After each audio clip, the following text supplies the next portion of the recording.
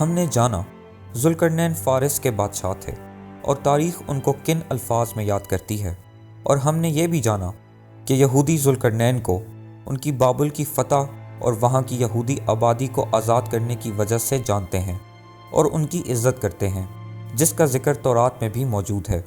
عام طور پر اس زمانے میں جب بھی کوئی بادشاہ کسی جگہ کو فتح کرتا تو وہاں ظلم و ستم کی داستان لکھی جاتی، جوان اور بوڑھے مردوں کو قتل کر دیا جاتا اور جو بچ جاتے انہیں بچوں اور عورتوں کے ساتھ غلام بنا لیا جاتا اور بھیڑ بکریوں کی طرح بازاروں میں بیچ دیا جاتا۔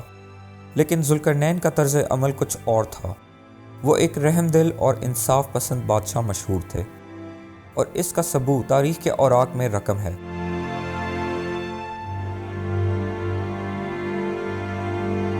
بابل کو فتح کرنے کے بعد بابل کی مرکزی اور بالا ترین عمارت پر کھڑے ہو کر انہوں نے اپنا مشہور زمانہ فرمان جاری کیا، جس کی گونج آج کے دور میں بھی سنائی دیتی ہے۔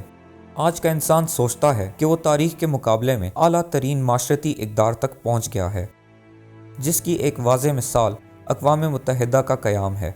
لیکن اقوام متحدہ کی مرکزی عمارت میں 2500 سال پرانا فرمان رکھا ہوا ہے، جو کہ مٹی کے سلنڈر پر کندہ ہے۔ اس فرمان کو دنیا کے سب سے قدیمی انسانی حقوق کے قوانین کے طور پر بھی جانا جاتا ہے، اور یہ وہی فرمان ہے جو ذوالقرنین نے بابل کے مرکزی قلعے پر کھڑے ہو کر جاری کیا۔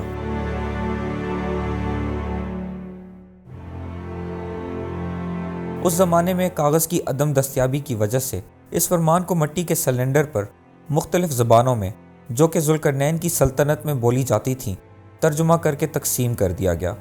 یہ بھی ذوالقرنین کی طرز حکومت کا حصہ تھا کہ وہ بجائے لوگوں کو فارسی بولنے اور لکھنے پر مجبور کرتے، وہ اپنے تمام تر قوانین کو ریاست میں بولے جانے والی تمام زبانوں میں ترجمہ کر کے بانٹ دیا کرتے، جس سے عوام کی ثقافتی قدریں مجروح نہیں ہوتی تھیں۔ اس سلنڈر کی نقلیں اقوام متحدہ کی عمارت اور ایرانی پارلیمنٹ میں رکھی گئی ہیں، اور اصلی سلنڈر برٹش میوزیم میں رکھا ہوا ہے۔ اس سلنڈر پر کچھ قوانین لکھے ہوئے ہیں جو ذوالقرنین کی سلطنت کی بنیاد تھے۔ ادھر لکھا ہے، میں ذوالقرنین میری سلطنت کے تمام لوگوں کی تہذیب، ثقافت اور مذہب کا احترام کروں گا، اور اپنے تمام نائبین کو بھی ایسا ہی کرنے کا حکم دیتا ہوں۔ میں غلامی کو ختم کرتا ہوں اور اپنی سلطنت میں غلاموں کی خرید و فروخت پر بھی پابندی عائد کرتا ہوں۔ اگر کسی نے بھی کسی کی حق تلفی کی تو میں حق تلفی کرنے والے کو سزا دوں گا اور مظلوم کو اس کا حق دلاؤں گا۔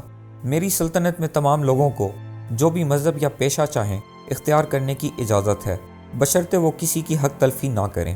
اگر آج کے معاشرے میں دیکھا جائے تو انٹرنیٹ جیسے معلوماتی نظام اور اقوام متحدہ جیسے اداروں کے ہونے کے باوجود دنیا میں 45 لاکھ افراد غلامی کی زندگی گزار رہے ہیں، لیکن ذوالقرنین نے 2500 سال پہلے ہی یہ ظالمانہ رواج اپنی سلطنت میں ختم کر دیا تھا۔ ذوالقرنین کے اسی رویے کی وجہ سے وہ اپنے دور میں نہایت مقبول تھے، اور یہی وجہ ہے کہ جب وہ بابل میں داخل ہو رہے تھے تو بجائے مزاحمت کرنے کے لوگ ان کا استقبال کر رہے تھے۔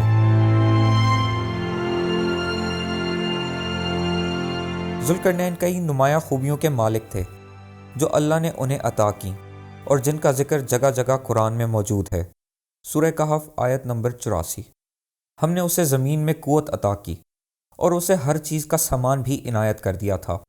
اس آیت میں بتایا جا رہا ہے کہ اللہ نے ذوالقرنین کو زمین پر بڑی پختہ بادشاہت عطا کی تھی۔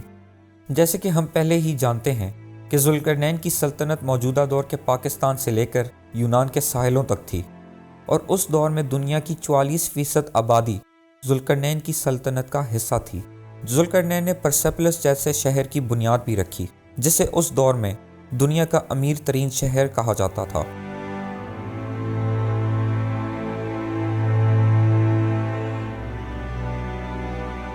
پرسیپلس ذوالقرنین کی سلطنت کا ایک اہم دارالخلافہ تھا، اور اگر اس شہر کو اقوام متحدہ سے تشبیہ دی جائے تو یہ بھی غلط نہ ہوگا۔ یہاں لوگ سلطنت کی تمام ریاستوں سے بغیر کسی دباؤ کے آتے اور اپنی محبت کا اظہار کرنے کے لیے استطاعت کے مطابق بادشاہ کے لیے تحفے تحائف بھی لاتے۔ اس منظر کی جھلک پرسیپلس شہر کی دیواروں پر کندہ دیکھی جا سکتی ہے۔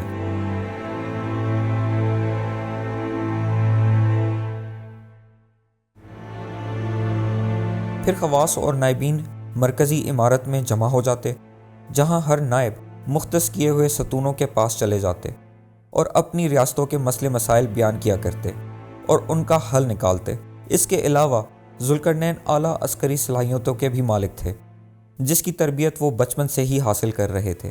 یونان پر حملہ کرتے وقت راہ میں پانی آتا ہے تو بجائے کہ کشتیوں میں سوار ہو کر باری باری فوج کو ایک ساحل سے دوسرے تک پہنچاتے، ذوالقرنین نے تمام کشتیوں کو اکٹھا کر کے ایک پل کی صورت دے دی اور اس سے اپنی فوج کو گزارا۔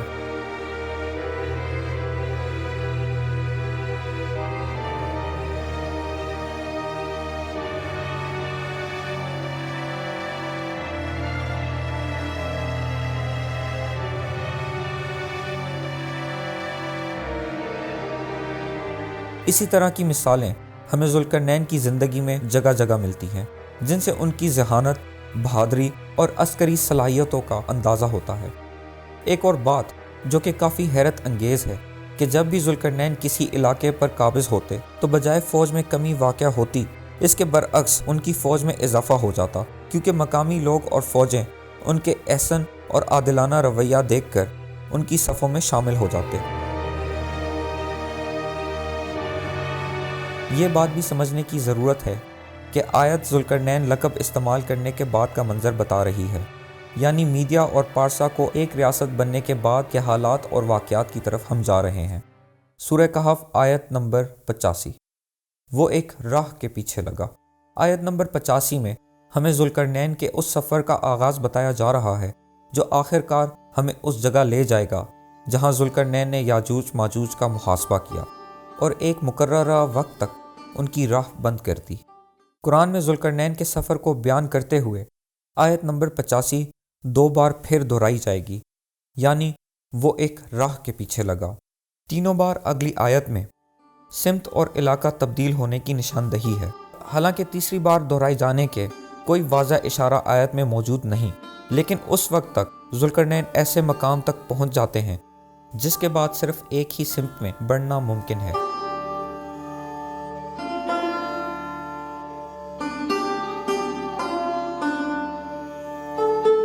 یہ تمام باتیں آگے چل کے واضح ہو جائیں گی، لیکن فی الوقت ہم ذوالقرنین کے سفر کے آغاز کو دیکھتے ہیں۔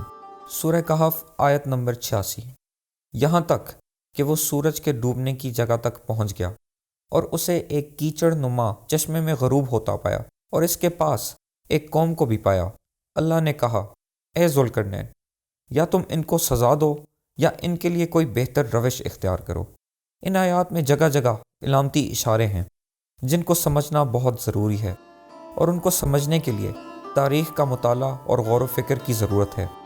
جیسے کہ ذوالقرنین لقب کا استعمال، جو بظاہر تو ایک نام ہے جو قرآن میں استعمال کیا گیا، لیکن جیسے موتی سمندر کی گہرائیوں میں ملتے ہیں، اسی طرح اس لقب کے پیچھے ایک اور بڑی حقیقت ہے جو کہ ہم پہلے ہی بیان کر چکے ہیں، یعنی میڈیا اور پارسا کا ایک ہونا۔ ایک اشارہ آیت نمبر 86 کی افتتاح میں بھی دیا گیا ہے، یعنی سورج کے ڈوبنے کی جگہ۔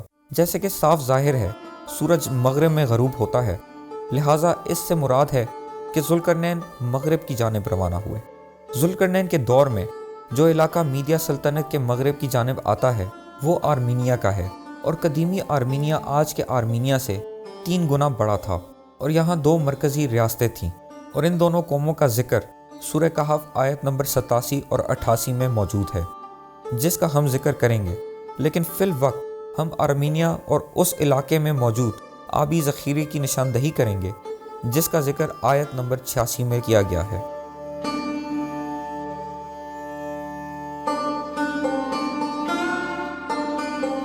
قدیمی آرمینیا موجودہ آرمینیا سے 3 گنا بڑا تھا، اور وہاں 3 بڑے آبی ذخیرے موجود تھے جو کہ جھیل ارمیا، جھیل وان اور جھیل سیاوان ہیں۔ موجودہ آرمینیا میں صرف جھیل سیاوان یا سیوان ہے، اور یہی وہ جھیل ہے جس کی طرف ذوالقرنین بڑھے، جس کا اشارہ قرآن میں ہے۔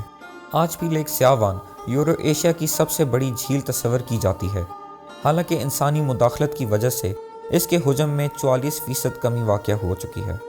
آج بھی آرمینیا کے لوگوں کی پانی کی ضروریات اسی جھیل سے پوری ہوتی ہیں، اور یہ جھیل آرمینیا کے کل رقبے کا 5% حصہ ہے۔